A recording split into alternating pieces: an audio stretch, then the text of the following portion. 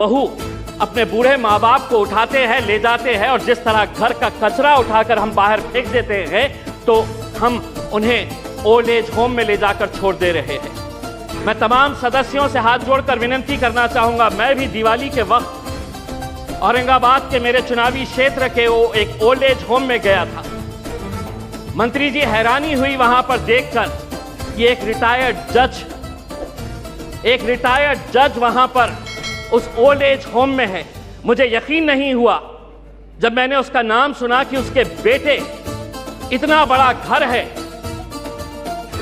ऐसा नहीं है कि बहुत गरीब है कि आप माँ बाप को पाल नहीं सकते हैं, लेकिन एक रिटायर्ड जज भी उस ओल्ड एज होम में जब हमने देखे तो तब समझ में आया कि ये समाज कहां जा रहा है। तो ऐसे लोगों के लिए क्या कानून होना चाहिए? फैमिली कोर्ट के जरिए पति पत्नियों का विवाद तो जो है ये जिंदगी भर चलता रहेगा, इन्हें भी इंसाफ मिलना चाहिए, लेकिन वो बूढ़े माँ बाप कहां जाएंगे?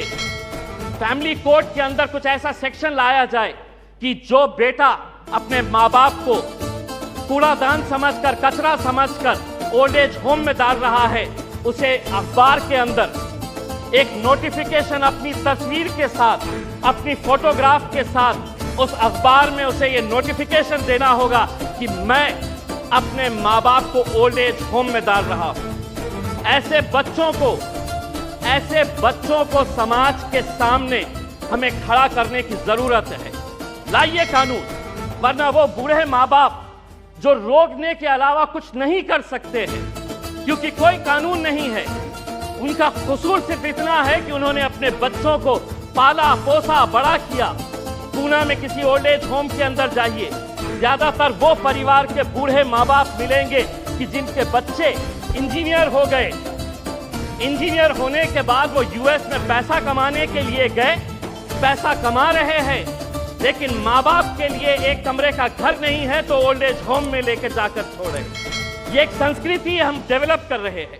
फैमिली कोर्ट्स के जरिए मैं मंत्री जी आपसे ये अनुरोध करना चाहूंगा कि आप कुछ ऐसा कानून इन लोगों के लिए भी लेकर आइए जो बच्चे अपने माँ बाप को आज यहां पर ले जाकर छोड़ रहे हैं।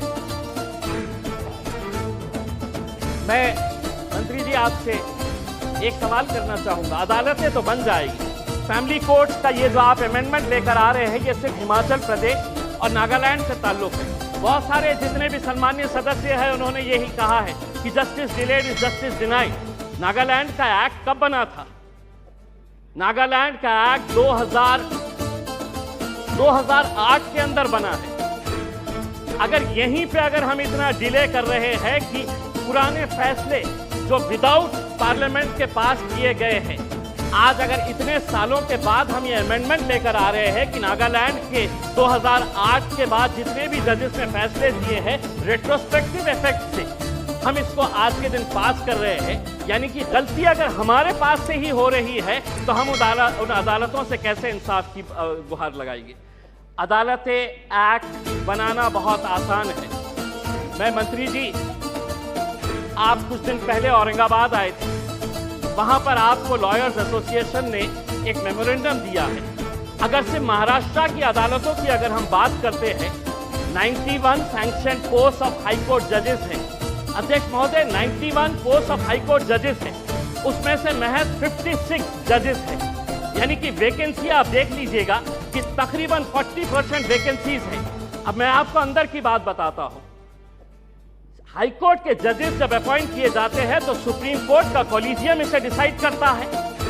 ये पूरा सुप्रीम कोर्ट के कॉलेजियम ने अपना रिकमेंडेशन दे चुका है। क्या वजह है कि सरकार ने इसे इतने सालों से रोक रखी है? क्यों नहीं आप, अगर ये मानते हैं, सभी लोग कह रहे हैं कि पेंडिंग केसेस है, तो सरकार की क्या मजबूरी है कि हाई कोर्ट के जजेस जब सुप्रीम कोर्ट कॉलेजियम ने रिकमेंडेशन भेज चुका है तो सरकार क्यों रोक रही है? हम भी जानते हैं, विपक्ष अच्छी तरह से जानता है कि क्यों रोका जा रहा है, लेकिन आज जब आप जवाब देंगे तो हम उम्मीद करेंगे कि आप इन फैमिली कोर्ट्स के अलावा, क्योंकि आज आप एक्ट तो अपने आंकड़ों के जरिए पास कर लेंगे, लेकिन सिर्फ इमारत बनाने से इंसाफ नहीं मिलेगा। उस इमारत के अंदर उस कुर्सी के ऊपर बैठने वाले, ये सदन कोई मायने नहीं रखता है अगर वो ये स्पीकर की कुर्सी खाली रही।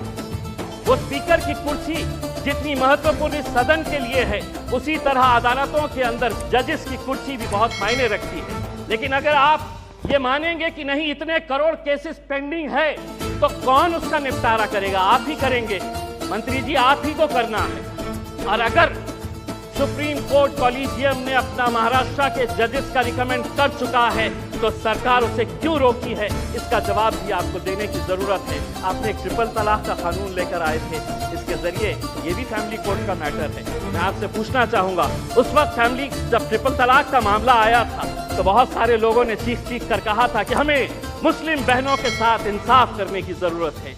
आज वो फैमिलीज भी आपसे पूछना चाहती है, ये एक्ट आपने बनाया, आंकड़ों के जरिए हमारे विरोध होने के बावजूद आपने एक्ट बनाया। अब आपकी जिम्मेदारी है ये बताएं, ये एक्ट बनने के बाद कितनी मुस्लिम बहनों को आपने इंसाफ देने का काम किया है, ये उम्मीद करते हैं।